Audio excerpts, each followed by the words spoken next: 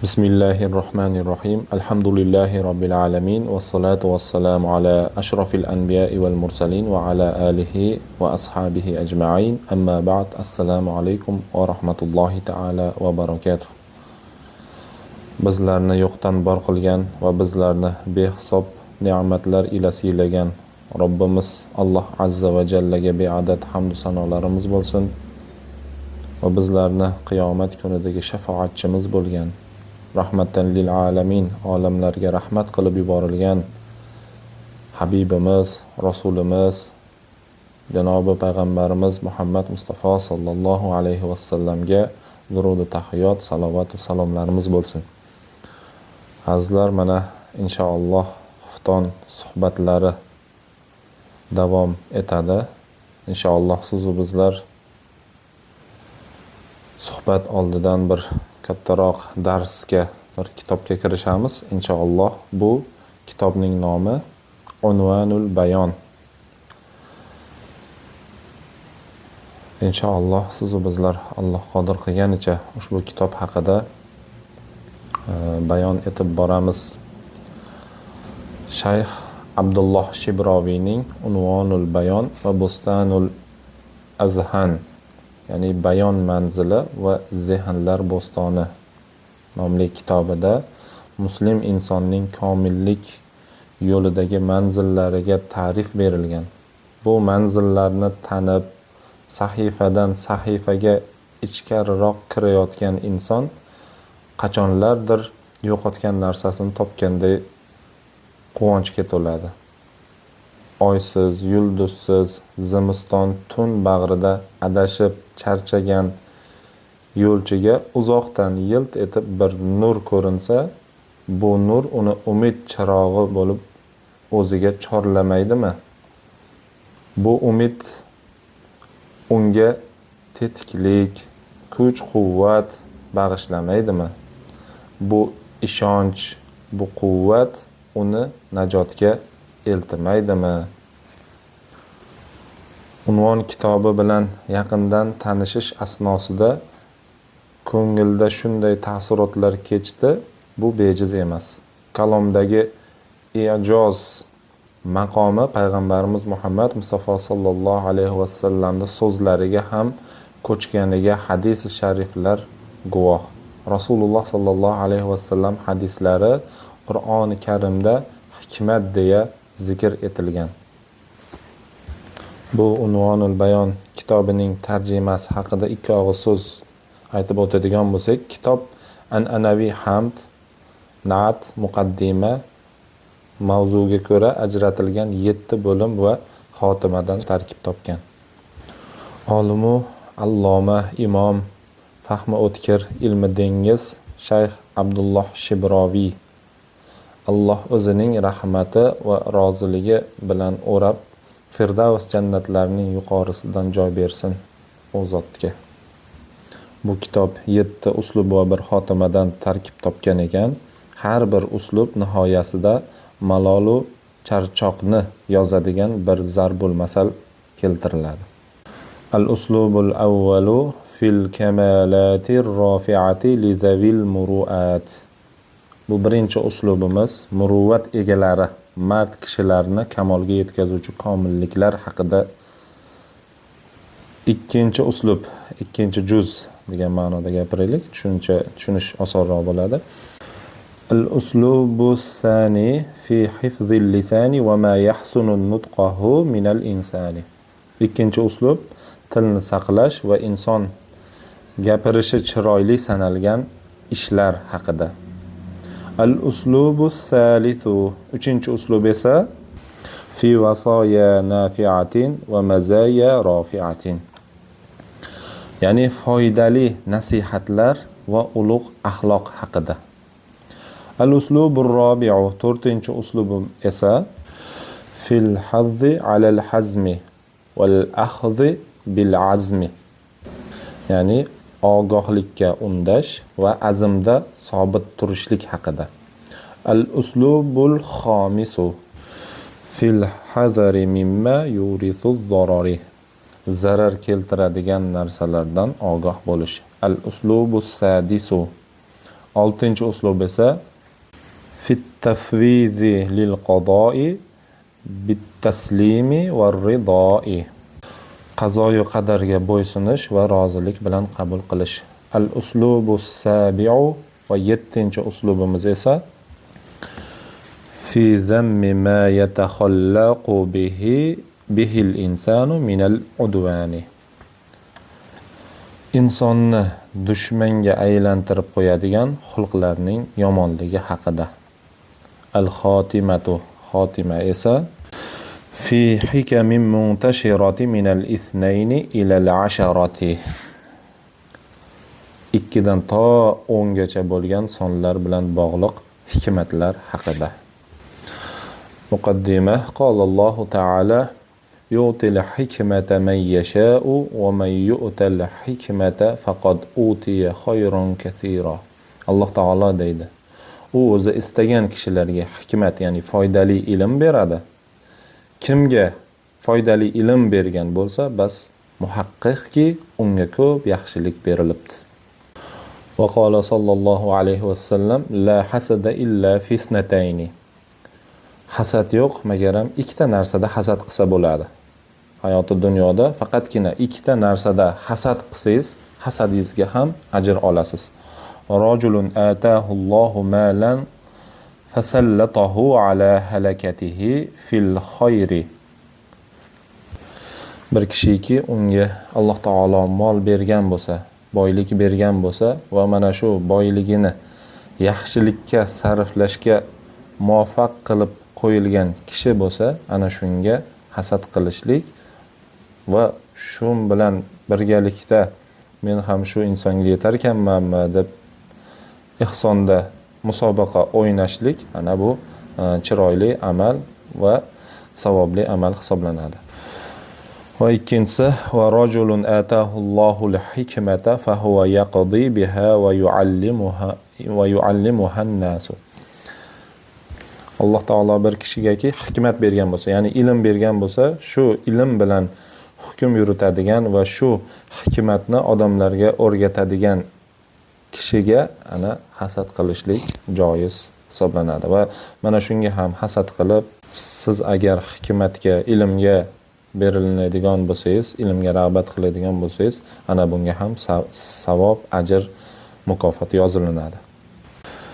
Wa nuqila anil abi luqal hakim annahu kataba ala babi darihi annahu lan yantafi'a bi hikmatina illa man 'arafa nafsahu wa waqafa biha 'inda haddiha wa tadabbara ma yalqa ilayhi bi'aynil insafi faman kana bihadhihi as-sifati falyadkhul wa illa falyarji' hatta yakuna biha.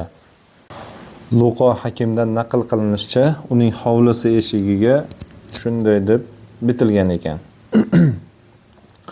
Bizni hikmatimizdan o'zini tanigan, nafsini o'z haddida to'xtatgan, ya'ni taqvoli bo'lgan, nafsini jilovlay olgan va boshiga tushgan ishlar tadbirini insof bilan amalga oshira oladigan insongina foydalana oladi. Kimda shu sifatlar bo'lsa kirsin, yo'qsa to shularni hosil qilguncha qaytib ketaversin degan ekanlar. Wa yurwa anna Buzruj Mihra lamma faragha min kitabi amthalihi qala laysa al-ajabu mimman qara'a hadhihi al-amthala fasara 'aliman innama al-ajabu mimman qara'aha wa lam yasir 'aliman. Rivoyat qilinishicha Buzrug Mehr, ya'ni bu Buzrug Mehr Nishopirning odil vaziri bo'lgan. O'zining Amsol nomli kitobini yozib tugatgach aytgan ekan. Bu kitobni o'qib olim bo'lgan kishiga emas, balki uni o'qib olim bo'la olmagan kishiga ajab degan ekanlar. She'r bayoni keltirilinyapti. Ala innamal insanu ghimdun liqalbihi wa la khayra fi ghimdin idha lam yakun naslun. Inson o'z qalbining qinidir. bo'lgil ogoh, gar qilich keskir emas, qindinne xayr evoh. Bu she'rdan murod aytilinyaptiki, inson o'z qalbining qinidir. Mana bu jismimiz, bizning jasadimiz, bizni qalbimizni qini ekan, ya'ni idishi hisoblanadi. Bir pichoqni qiniga solgandek qalb bizni jasadimizga biriktirilgan ekan. Bunga ogoh bo'lgil. Gar qilich keskir emas, qindinne xayr evoh. Agar bizni qalbimiz keskir bo'lmasa, ya'ni kim Alloh taoloning ibodatida qoyim bo'lmasa, hayoti dunyoda yaxshi amallar bilan o'tmasa, taqvoli bo'lmasa, oxiratda Alloh taoloning roziligiga erishadigan amallarni qilmaydigan bo'lsa, bunaqa qalbni ko'tarib yuradigan qindan nima foyda? Ya'ni mana bu jasadimiz bizni yeb ichib 70 kilo, 80 kilo ko'tarib yurgan bu go'shimiz bu nima uchun kerak? Agar bizni qalbimiz Allohga taqvoli bo'lmasa, jannatni kiruvchi qalblardan bo'lmasa, bizga bu qindin, bu jasadimizdan nima keragi bor degan ma'noda aytilinyapti. Mana endi inshaalloh kitobga kirishib oldik. Inshaalloh biz sizlar bilan fi vasoya nafiatin va mazaya rafiatin, ya'ni 3-uslub foydali nasihatlar va ulug' xulqlar haqida inshaalloh suhbat olib boramiz. Qolal hakimu man va'azaka faqat ayqadaka. Donishmand dediki, kim nasihat qilsa, senga bir nasihat qiladigan bo'lsa, yaxshilikka chorlaydigan bo'lsa, amru ma'ruf qiladigan bo'lsa, bas u seni uyg'otibdi. Ya'ni seni g'aflatdan uyg'otibdi degan ma'noda. Va man bassaraka faqat nassaraka. Kim ko'zingni ochsa, ya'ni seni shundoq yaxshilikka burib ko'zingni ochib qo'ygan bo'lsa, hidoyatga sabab bo'lgan bo'lsa, shak yo'qki u senga yordam beribdi. Va man awdaha va bayyana faqat nasaha va zayyana. Kim izohlasa va ochiq oydin bayon etsa, samimiyat ko'rsatibdi va ziynatlabdi. Va man hadara va basara fama ghadara va ma qasura. Kim ehtiyot va ogoh bo'lsa, demak u xiyonat qilmabdi, e'tiborsiz bo'lmabdi. Ya'ni kimiki shu nasihatga quloq tutadigan bo'lsa, uni hayotida tatbiq qilishga harakat qilsa va eshitganlarga amal qiladigan bo'lsa, xiyonat qilmagan hisoblanadi. Va qala akharu naqlu as-sahari 'ala al-a'naqi aysaru min tafhimi man la yafhamu. Boshqa bir donishmand aytadiki, harsang toshni yelkada olib yurish fahmlamaydigan kimsaga tushuntirishga urinishdan osonroqdir. Va qala akharu an-nasihatu bish'atul mabadi hulwatul awaqibi. Nasihatning boshi yoqimsiz bo'ladi. Kimgadir yoqmaydi, kimdir bizga nasihat qiladigan bo'lsa, kimdir bizga yaxshilik yo'lini ko'rsatadigan bo'lsa, boshida baribir shayton bor, kibr bo'ladida, qalbda qandaydir shayton uyg'otib turgan. Mana shuning uchun boshi yoqimsiz bo'ladi, lekin oxiri totli bo'ladi nasihatni. Yaxshiyam shuni eshitganman ekan, yaxshiyam shu ilmda o'rgangan ekanman deb, ana oxirida totli bo'lishligini sabab hisoblanadi. An-nasihatu kad-dawa'i yasu'u isti'maluha va yasurru maluha. Nasihat doriga o'xshaydi. Uni iste'mol qilish bezdiradi, oqibati esa quvontiradi. Bir dorini ichaveradigan bo'lsak, bir achchiq dori bo'lsa, boshqa bo'lsa, baribir insonni bezdiradi. Xuddiki hali yosh bolaga ham o'zi asli ukol qilishdan maqsad unga shifo bo'lishlik sababini qilishlik edi, lekin o'sha ukol qilishlik unga yoqmaydi, lekin oqibati esa unga shifo bo'lishga sabab edi. An-nasihatu yuzammu 'ibbuha va yumdahu ghibbuha mahrun ni'ami ash-shukru. Nasihatni qabul qilish avval qoralanadi, keyin uning oqibati esa maqtaladi. Ne'matlarning mahri shukr qilishlikdir. Aytishlaricha Hazrati Ali roziyallohu anhu o'g'li Muhammad ibn Hanafiyaga shunday nasihat qilgan ekanlar. Ey o'g'lim, yolg'iz qolganda ham, odamlar orasida bo'lganda ham ulug' va qudratli Allohdan qo'rqishni, rozi bo'lgan holatingizda ham, g'azablanganingizda ham haqni gapirishni, faqirlikda ham, boylikda ham mo'tadil holatni saqlashni, do'stga ham, dushmanga ham adolat qilishni, g'ayratingiz toshganda ham, dangasalik tutganda ham amaldan to'xtamaslikni, og'ir damlarda ham, to'kin sochinlikda ham ulug' va qudratli zotdan rozi bo'lishingizni sizga vasiyat qilaman dedilar. Ey o'g'lim, ortida jannat turgan yomonlik emas. Demak, siz bizlarga bir aytaylik, Alloh taolo mehribon zot. Alloh taolo bandalariga hech qachon yomonlikda ravo ko'rmaydi. Bir musibat keladigan bo'lsa, bu dunyoda nimagadir kafforat bo'lishligi uchun, u oxiratdagi qiyomatdagi azobni yengillatishlik uchun keladi aksar musibatlar. Ana endi bu ortida bizga yomonlik ko'ringan bo'lishi mumkin o'sha narsa, lekin ortida jannat turganligi bu yomonlik hisoblanmaydi. Ortida do'zax turgan yaxshilik emas. Aytaylik, bir ish boshladingiz, u ishingizda shubha, gumon bor, harom aralashgan. Shunday ishni qildingizda tezda boyib ketdingiz, tezda amaldor bo'lib ketdingiz. Lekin bunday ishlar hayoti dunyoda chiroyli ko'ringani bilan, yaxshi ko'ringani bilan oxiri do'zaxga tortadigan bo'lsa, bu yaxshi ish emas. Barcha ne'matlar jannat oldida arzimas. Dunyoda nima ziynatli ne'matlar bor? Insonga nimalar beriladi? Dunyoda aytaylik milliarder bo'larsiz. Dunyoda hamma narsa sizniki bo'lar.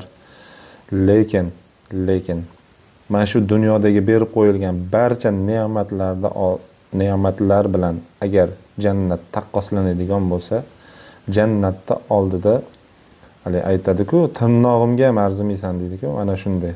Jannatda oldida arzimas narsa bo'lib qoladi. Va har qanday balo do'zax oldida salomatlikdir. Ey o'g'lim, bilginki, kim o'z aybini ko'rsa, boshqalarning aybidan yuz o'giradi. Kimiki o'zini biladigan bo'lsa, o'zini holatini tushunib turadigan bo'lsa, qanaqa ayblari, qanaqa gunohlari borligini biladigan bo'lsa, birovda hayotini tahlil qilmaydi. Kimki Allohning qismatiga rozi bo'lsa, qo'ldan ketganiga g'am chekmaydi. Mana Alloh taoloning taqdiriga rozi bo'lganmiz. Ana shu taqdirga rozi bo'lishlik, taslim bo'lishlik bizni qo'limizdan ketgan narsaga g'am chekmasligimizga sabab bo'lishi kerak. Qo'lidan ketgan narsaga, bo'lib o'tib ketgan narsaga g'am qilib, o'shani ortidan o'zini hayotini, kunini barbod qilishlik bu faqatgina ahmoqlik hisoblanadi. Kim zulm qilichini yalang'ochlasa, halokatga shu qilichdan bo'ladi. Ya'ni kim agar insonlarga zulm qiladigan bo'lsa, qo'ni-qo'shniga zulm qilsa, kimga bo'lishidan qat'iy nazar agar zulm qilib yuraveradigan bo'lsa, oxir oqibatda mana shu qilgan zulmlari o'zini halokatga chorlaydi. Kim birodariga choh qazisa, unga o'zi yiqiladi. Kimki do'stining aybini ochsa, farzandlarining aybi ochilib qoladi. Qarang, odob, axloq, ta'lim, tarbiyaga bog'liqda. Mana kimni aybini agar ochib qo'yadigan bo'lsa, farzandlarining ham aybi ochiladi. Ya'ni kim ota farzandiga qandoq tarbiya bergan bo'lsa, o'zida qanday sifat mujassam bo'lsa, o'shani tarbiya bergan bo'ladi-da. Shuning uchun agar kimki do'stining aybini ochadigan bo'lsa, uni farzandlarining aybi ham yaqqol namoyon bo'ladi degan ma'noda keltirilyapti. O'z xatosini unutgan, o'zganing xatosini katta sanaydi. Mana o'zini bilmaydi, o'zi nima holatdaligini eslamaydi, unutgan kishi o'zgalarning xatosini, falon ishlari bor buni, falon odatlari bor buni deb o'zgalarning xatosini katta sanab yuraveradi. Kimki barcha ishlarga layoqatim bor degan ishonch bilan katta ketsa, halokatga yo'liqadi. Demak, bundan tushuniladiki, kimki toqatidan oshiqcha narsalarga, oshiqcha ishlarga kuchanib harakat qiladigan bo'lsa, u halokatga yo'liqadi. Kim dengizga o'zini otsa, g'arq bo'ladi. Mana aytilyaptiki, kim dengizga o'zini otsa, agar kimiki gunoh ma'siyatga botadigan bo'lsa, gunoh maishat mana shunday ishlarga kirishib ketadigan bo'lsa, u alal oqibatda g'arq bo'ladi. Bu g'arq bo'lishlik nima desa, albatta do'zax hisoblanadi. Ana endi yana bitta ma'noni tushunishimiz mumkinki, kimki dengizga o'zini otsa, ya'ni kimki taqvoga kirishsa, ilm dengiz kabi-ku. Ilmga kirishadigan bo'lsa, g'arq bo'ladi. Qayerga? Jannatga. O'z fikri bilan mag'rurlangan kishi adashadi. Ya'ni kim qandaydir fikrlarga ega bo'ladigan bo'lsa, kurrugazori, bundoq hayotda fikri teran bo'ladigan bo'lsa, bu bilan g'ururlanib qo'ymasin. Chunki buni Alloh taolo unga beryapti. G'ururlanish, takabburlik qilish bu faqatgina Allohga xosdir. Kimki o'z aqlidan boshqasiga ehtiyoj sezmasa, toyiladi. Demak, mana Alloh taolo aytadi-yu, va amruhum shura baynahum deydi. Ularning ishlari o'zaro maslahat bo'ladi deydi. Kimki o'sha aqliga suyanib birov bilan maslahat qilmaydigan bo'lsa, oxir oqibatda o'sha yo'lidan toyadi. Odamlarga takabburlik qilgan kimsa xor bo'ladi. Kimiki bir insonlarga kibr qilayotgan bo'lsa, boyligi bilan, ilmi bilan, amali bilan, nasabi bilanmi, kim odamlarga agar takabburlik qiladigan bo'lsa, u aniqki oxir xor bo'ladi. Odamlarga ahmoqlik qilgan, ya'ni odamlarga kim ahmoqona gaplar gapirsa, ahmoqona qiliqlar qiladigan bo'lsa, demak u so'kilishga sazovor bo'ladi. Ya'ni o'sha inson aniq so'kadi. Kimdir so'kib ketadi-da o'sha qilgan ishi uchun, o'sha qilgan ahmoqgarchiligi uchun. Yomon yo'llarga o'zini urgan kimsa tuhmatga duchor bo'ladi. Mana yomon yo'llarga kirdi, demak bu yo'ldan qaytmaydigan bo'lsa, oxir oqibatda u tuhmatga ham qolib ketadi. Shuning uchun yomon yo'ldan qaytishlik kerak bo'ladi. Pastkashlarga aralashgan kimsa pastlatiladi. Ya'ni pastkashlar bilan teng bo'ladigan kimsani mavqei, obro' e'tibori ham pastlaydi. Olimlarga ham majlis bo'lgan kishi ulug'lanadi. Mana olimlarning majlisiga harakat qilib, ya'ni olimlar bir joyda suhbatlashadigan bo'lsa, o'sha suhbatlarga borib qatnashadigan bo'lsa, uni maqom manzilati ulug'lanadi. Kimning hazili ko'paysa, yengiltak sanaladi. Ya'ni kim xudo behuda hazil qilaversa, u yengiltak inson ekan. Og'ziga tuturuq yo'q, hazil kuldirish uchun qayta so'zlarni ham so'zlab gapiraveradigan bo'lsa, bu yengiltak odam ekan deysiz-da. Lekin sukut qilib jim turgan insonni bo'lsa, umuman bilib bo'lmaydi. Kim nimaniki ko'p qilsa, shu narsa bilan taniladi. Nimani ko'p qiladigan bo'lsangiz, bu dunyoda ham, u dunyoda ham o'sha bilan tanilasiz. Gap ko'pning xatosi ko'p. Demak, ko'p gapirishlik xatolarga sabab bo'ladi. Xatosi ko'pning hayosi oz bo'ladi. Ko'ryapsizmi? Xatosi ko'p gapiravergan insonda xatosi bo'lgandan keyin xatosi ko'pda ham hayosi oz bo'ladi-da. Demak, hayosi yo'q inson ko'p gapiradi va ko'p gapirishligi natijasida ko'p xatolar qilib qo'yadi. Ana endi hayosi ozning esa taqvosi oz bo'ladi. O'z-o'zidan hayosiz inson, birovning oldida hayo qilmaydigan, Allohdan hayo qilmaydigan,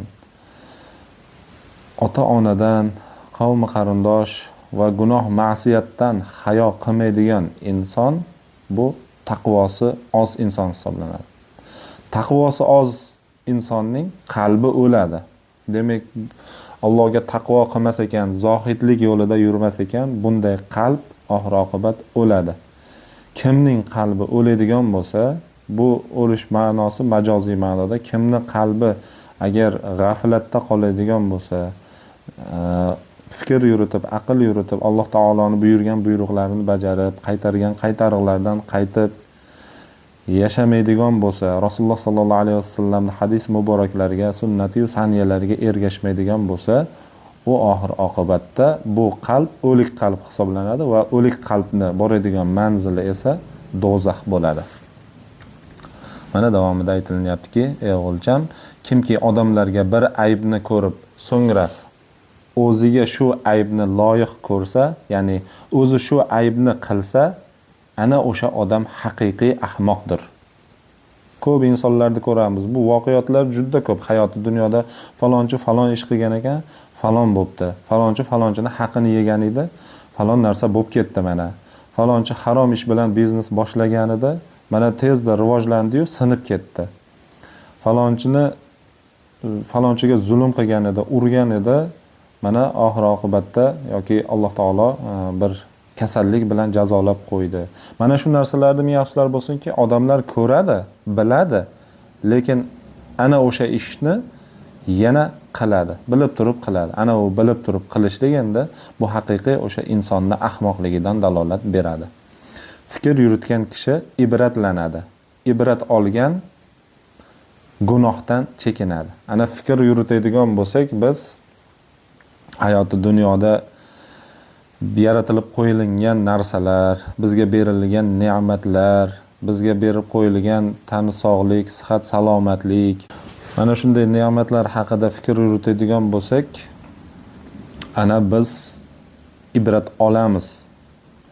Ibrat olgan esa gunohdan cheklanadi. Mana Alloh taoloning ne'matlari haqida fikr yuritib, Allohni tanib, unga zohid bo'lib taqvoga kirishamiz va gunohlardan cheklanamiz buni natijasida. Qarang, fikr qilsak, demak ibrat olamiz.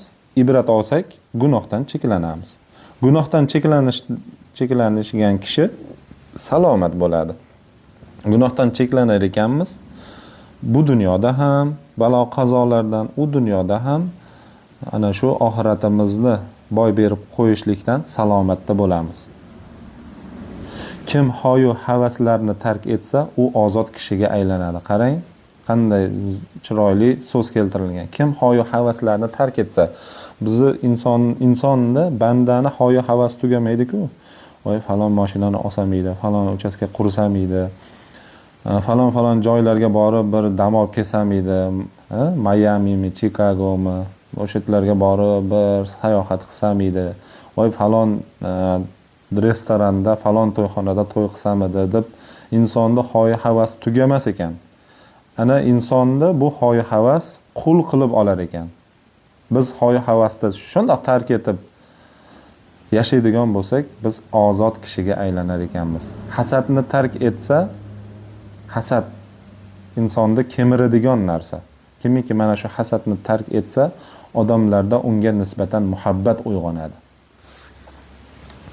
Hasadgo'y o'zini o'zi yeydi. Shuning uchun hasaddan chetlanish kerak. Ey o'g'lim, mo'minning azizligi odamlarga hojat sezmaslikda. Hech kimga hojatingiz tushmaydigan bo'lsa, mo'minda azizligi hisoblanar ekan. Qanoat esa tuganmas boylikdir. Qanoatli bo'lsak, boriga shukr qiladigan bo'lsak, mana bu bizning tuganmas boyligimiz hisoblanadi. Kim o'limni ko'p eslasa, ozgina dunyoga ham rozi bo'ladi. O'limni ko'p eslashlikka buyurilganmiz. Qabristonlarni ziyorat qilishlikka buyurilganmiz. Mana ziyorat qilsak qalbimiz yumshaydi va o'limni ko'p eslashligimiz siz va bizlarni zohidlikka chorlaydi, taqvoga chorlaydi. O'limni eslaymiz, ertaga o'lamiz deb turib, shu bir gunohlarni qilmaymiz. Ertaga o'lamiz deb turib, aroq, qimor o'ynamaymiz, ichmaymiz, o'ynamaymiz. Ertaga o'lishimiz bor deb turib, birovda haqini yemaymiz, yetimni boshini silaymiz. Ertaga o'lishimiz bor deb yaxshi amallar qilamiz. Ertaga o'lishimiz bor deb namoz o'qiymiz buyurilganligi uchun. Ertaga o'lishimiz bor deb infoq ihson qilamiz. Mana shu o'limni eslab yurishligimiz hayoti dunyoda ham rozi bo'lishligimizga sabab bo'ladi. Ya'ni dunyoda bir bir narsa bizdan uzoq bo'lsa, u narsaga yeta olmaydigan bo'lsak, inson o'zini o'zi qiynaydi-ku.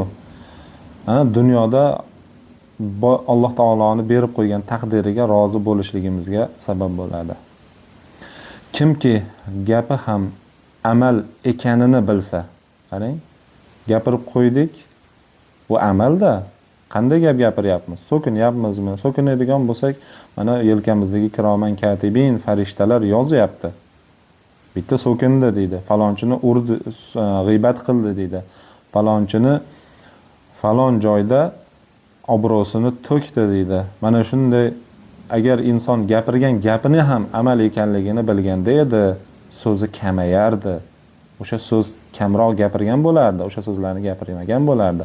Lekin ming afsus, inson gapirib qo'yadi-da, u nomoya amal bo'lib daftariga yozilayotganini bilmaydi. Faqat kerakli bo'lgan o'rinda gapirgan bo'lar edi. Kimga Alloh sog'lom jism bergan bo'lsa, tani joni sog' bo'lsa, qanoatli qalb bergan bo'lsa va u noloyiq narsalardan yuz o'girsa, ana o'sha inson podshohdir. Garchi ochdan o'lgan bo'lsa ham. Qarang, bu yerda sog'lik, salomatlik, Alloh taoloning jismga berib qo'ygan sog'ligi bu juda katta ne'mat ekanligi va qanoatli qalb bergan bo'lsa, hammasiga berganiga rozi bo'lsak, boriga ham, yo'g'iga ham shukr qilib qanoat qiladigan bo'lsak, noloyiq narsalarni, bizga yarashmaydigan, musulmon ummatiga, musulmonga yarashmaydigan narsalarni biz o'zimizda mujassam qilmasak, noloyiq topgan narsamizni tark etadigan bo'lsak, ana o'sha inson haqiqiy podshoh hisoblanar ekan. Garchi uni hech vaqosi yo'q bo'lsa ham, garchi ochdan o'lib ketadigan bo'lsa ham, haqiqiy inson sifatida o'lgan bo'lar ekan. Har bir qilgan gunohiga jazo bor ekanidan qo'rqib, gunohdan tiyilmagan kishiga ajab degan ekan. Mana ming afsuslar bo'lsin, sigaret chekadigan nima qilyapti? Chekkaniga gunohi borligini bilib turib chekyapti. Ichadigan inson hamma biladi. Bu dunyoda ichib turganim, chekib turganim, qimor o'ynab turganim, birovda haqini yeyib turganim, haromligini, yomonligini biladi va bilib turib bunga jazo borligini ham biladi. Qiyomatda azoblanaman buni deb jazosini borligini ham, har bir amaliga yarasha, qilgan gunohiga yarasha jazo borligini bilib turib bam qiladigan insonga, kishiga ajab degan ekan. Ajablanish kerak bunday insonga. Bila turib qilaveradigan insonga. Tavba qildimi, bo'ldi, tashadim dedimi, tashash kerak, ketish kerak. Qilingan har bir solih amalga savob bo'lishni umid etib amal qilmayotgan kishiga ajab. Ana qarang, qilingan har bir solih amalga savob bor. Bir kishiga assalomu alaykum deb qo'ysak ham, ya'ni bu hadisda bayon qilishlikda afshus salama baynakum deydi. Salomni oralaringizda keng yoyinglar dedi. Bir kishiga chiroyli assalomu alaykum deb ko'nglini ko'tarib qo'yishligi ham bu savobligini bilganda edi. Va shuni bilib turib, mana arzimagan narsamizga ham sizu bizlarga, musulmonga savob yozilinar ekan. Hattoki uyqusi ham savob ekan musulmonda. Qarang dinimizning go'zalligini. Uxlasangiz ham bir energiya, kuch-quvvat to'playsiz ibodatlarga sarflashlik uchun. Ovqatlanasiz ibodatlarga kuch-quvvat to'plashlik uchun. Ana bu solih amalimizga savob ekanligini bilishligimiz kerak. Fikr nurdir. Fikr qilishlik bu nur hisoblanadi. G'aflat zulumat va jaholat zalolatdir. G'aflatda qolishlik, namozdan mosuvo bo'lib uxlab qolishlik tongda, ilmdan g'aflatda qolib ketishlik, oxiratni tanimaslik, Rasululloh sollallohu alayhi vasallamning sunnatlarini, hadislarini o'rganmaslik, mana shu g'aflatda qolishlik bu zulmat hisoblanadi. Va jaholat zalolatdir. Bu ilmsizlik, jaholat degani. Ilmsizlik esa bu zalolatga chorlaydi. Inson nimadir qilish kerak hayot dunyoga kelgandan keyin. Bir solih amal qilish kerak, o'zini o'rnini qoldirish kerak. ana endi shunday ilmsizlikcha qolar ekan, u zalolat yo'lidan ortga qaytmasdan zalolat yo'lida yuraveradi. O'zgalardan ibrat olgan kishi haqiqiy baxtli kishidir. Ko'ryapti, hali odobni beodobdan o'rgan deydi. Ko'ryapti, o'sha qilgan ishlari, qilgan noodatiy amallari bir insonni xarob qildi. Demak, ana shundan ibrat olgan inson haqiqiy baxtli inson hisoblanadi. Merosning eng yaxshisi odob hisoblanadi. Siz farzandlaringizga, avlod zurriyotlaringizga nimani meros qoldiryapsiz? O'shalarning ichida eng yaxshisi sadaqai joriya bo'ladigani, o'lganingizdan keyin ham chiroyli amal borib turadigani bu yaxshi odob hisoblanadi. Eng yaxshi do'st chiroyli xulqdir. Eng yaxshi do'stimiz bizni chiroyli xulq hisoblanadi. أقول قولي هذا وأستغفر الله لي ولكم والسلام عليكم ورحمة الله تعالى وبركاته.